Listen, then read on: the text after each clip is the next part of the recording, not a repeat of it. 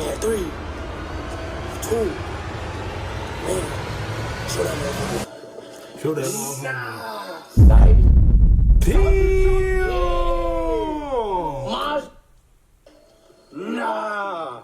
Lawyer. Wait, hold on.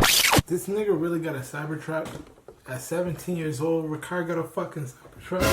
I'm trying not to fucking crash out right now on this bitch, but I really am upset. No hating shit. Aggressive claps. Props to Rakai, okay? But the fact that he's fucking 17 with a damn Cybertruck, it makes me feel like, what the fuck am I doing?